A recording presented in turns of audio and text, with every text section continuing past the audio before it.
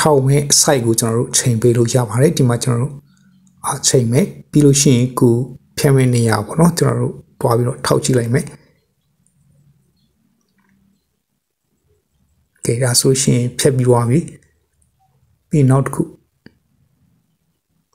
โอเคဒီတန်းလေးကိုပြန်ပြီးတော့ဖြတ်ကြည့်လိုက်မယ်မင်္ဂလာပါမစတာဆောက် channel ကမိတ်ဆွေများအားလုံးကိုပြန်လည်ကြိုဆိုပါရစေဒီဗီဒီယိုထဲမှာမိတ်ဆွေတို့ကိုမျှဝေပေးတော့မှာကတော့ကျွန်တော်တို့ရိုက်ထားတဲ့ဓာတ်ပုံထဲမှာရှိတဲ့ဘေးနားကလူတွေနဲ့အရာဝတ္ထုတွေကိုအလွယ်တကူဖြတ်ပစ်နိုင်တဲ့နည်းလမ်းလေးကိုဒီဗီဒီယိုထဲမှာမိတ်ဆွေတို့ကိုတင်လေးပြီးတော့မျှဝေပေးတော့မှာပဲဖြစ်ပါတယ်ဒီနည်းလမ်းလေးကတော့သိပြီးသားမိတ်ဆွေတို့တော်များများလေးရှိပြီးသားဖြစ်မှာပါဒါပေမဲ့မသိသေးတဲ့မိတ်ဆွေများနဲ့မိထားတဲ့မိတ်ဆွေများအတွက်ကိုဒီဗီဒီယိုလေးပြင်လေလုပ်ပေးလိုက်ရခြင်းဖြစ်ပါတယ်မိတ်ဆွေများအနေနဲ့စိတ်ဝင်စားနေဆိုရင်ဗီဒီယိုလေးကိုဆုံးအောင်ကြည့်ရှုတွားဖို့ဖိတ်ခေါ်ပါရစေโอเคဒါဆိုလို့ရှိရင်တော့ကျွန်တော်တို့ဗီဒီယိုလေးကိုစကြည့်လိုက်ရအောင်เนาะဆိုတော့ပထမဆုံးအနေနဲ့ကျွန်တော်တို့အရင်ဆုံး Play Store ထဲမှာတွားပြီးတော့ software တစ်ခုကို download ဆွဲယူရမှာဖြစ်ပါတယ် Play Store ထဲကိုကျွန်တော်တို့တွားလိုက်မယ်ဆက်ပါမှာကိုကျွန်တော်တို့ Photo Retouch Object Remove ဆိုပြီးတော့ကျွန်တော်တို့ရိုက်ရှာလိုက်ပါ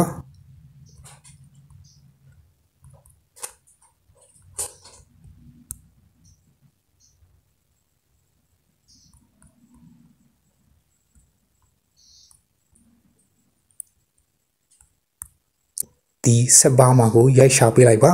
Photo Retouch Object Remove ဆိုပြီးတော့ရိုက်ရှာလိုက်ပါ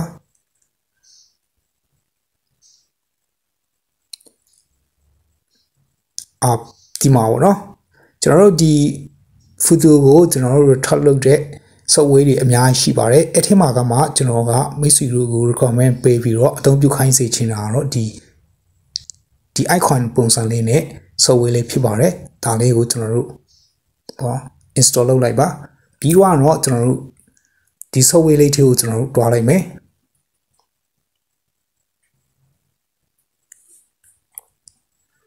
ကျွန်တော်တို့ agree ကိုကျွန်တော်နှိပ်ပေးလိုက်ပါ next ကိုထပ်ပြီးတော့နှိပ်ပေးမယ် next ထပ်ပြီးတော့နှိပ် next ကိုပဲထပ်ပြီးတော့နှိပ်တွားပေးလိုက်ပါပြီးတော့ဒီနေရာမှာကျွန်တော်တို့ကိုဝယ်ခိုင်းပါတယ်ဒါပေမဲ့ကျွန်တော်တို့ free တုံးလို့ရပါတယ် skip ကိုကျွန်တော်နှိပ်ပေးလိုက်ပါကျွန်တော်တို့ချက်ချခက်ပုံစံကိုနှိပ်ပေးမယ်ကိုယ့်ရဲ့ဖုန်းထဲမှာရှိတဲ့ကိုရိုက်ထားတဲ့ဖုန်းတွေကိုကျွန်တော်တို့ပြင်မဲ့ပုံတွေကိုပေါ့နော်ကျွန်တော်တို့ရွေးလို့ရပါပြီဒီနေရာမှာကျွန်တော်တို့ရွေးမယ်ဆိုလို့ရှိရင်ကျွန်တော်တို့ဒီနားလေးက photo eraser ဆိုတဲ့နေရာမှာကျွန်တော်တို့နှိပ်ပေးလိုက်ပါပြီးတော့ကျွန်တော်တို့ဒီအောက်နားလေးကအောက်လောကိုကျွန်တော်တို့ထပ်ပြီးတော့နှိပ်လိုက်မယ်ပြီးရင်ကျွန်တော်တို့ရဲ့ဖုန်းထဲမှာရှိတဲ့ဓာတ်ပုံတွေရှိတဲ့နေရာစီကိုရောက်တော့မှာဖြစ်ပါတယ်ကျွန်တော်တို့ပြင်မဲ့ပုံကိုကျွန်တော်တို့ရွေးလိုက်မယ်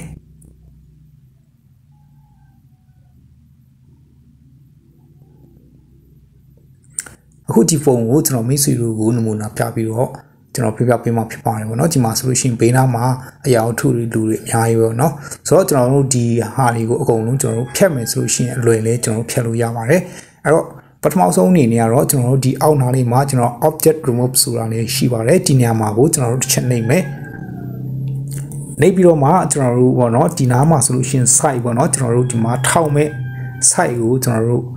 ချိန်ပေးလို့ရပါတယ်ပေါ့နော်ကျွန်တော်တို့ဒီမှာချိန်ပြီးတော့မှကျွန်တော်တို့အခုဖြတ်မဲ့နေရာကိုကျွန်တော်တို့ဒီမှာတွားပြီးတော့ကျွန်တော်တို့ဖြတ်မယ်ပေါ့နော်အဲ့လိုပြီးသွားပြီဆိုလို့ရှိရင်ကျွန်တော်တို့ဒီမှာ go ကိုကျွန်တော်နှိပ်လိုက်မယ်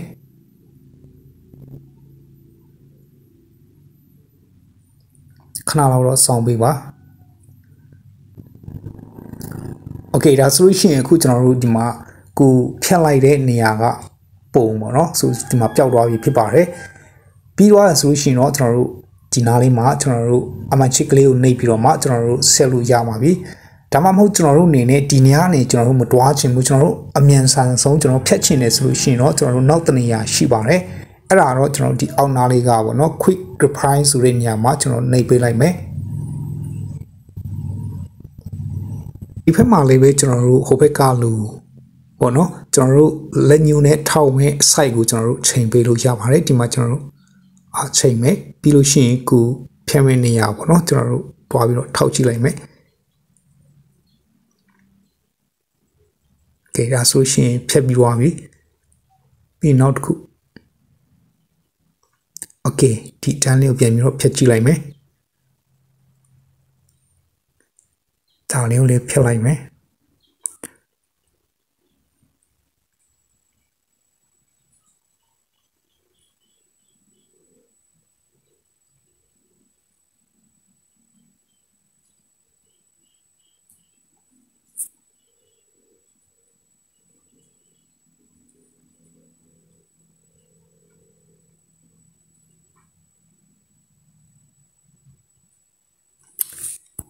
စိုက်တဲ့နေရာတွေမှာကျွန်တော်တို့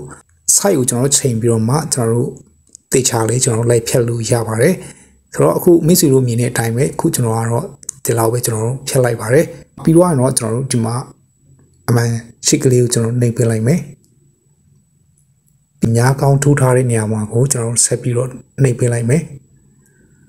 ပြီးကျွန်တော်တို့ဒီမှာပေပုံအမျိုးအစားပေါ့နော်ကျွန်တော်တို့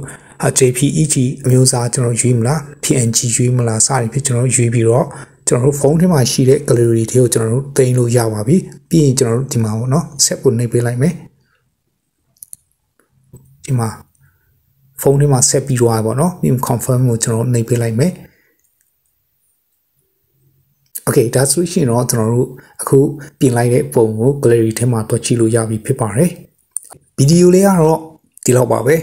ဒီဗီဒီယိုလေးကမိတ်ဆွေတို့အတွက်အကျိုးရှိမယ်လို့လည်းမျှော်လင့်ပါတယ်မိတ်ဆွေတို့အတွက်အကျိုးရှိတယ်ဆိုရင်ဗီဒီယိုလေးကို like and share များလုပ်ပေးတွားနိုင်ပါတယ် Master Sao YouTube channel နဲ့ Facebook page ကို subscribe and follow နိုင်မထားတဲ့ရင်လည်း Master Sao YouTube channel နဲ့ Facebook page ကို subscribe နဲ့ follow များနိုင်ထားပေးတွားဖို့မေတ္တာရပ်ခံချင်ပါတယ်ကြည့်ရှုအားပေးကြတဲ့မိတ်ဆွေများအားလုံးကိုကျေးဇူးတင်ပါတယ်အားလုံးပဲမင်္ဂလာပါ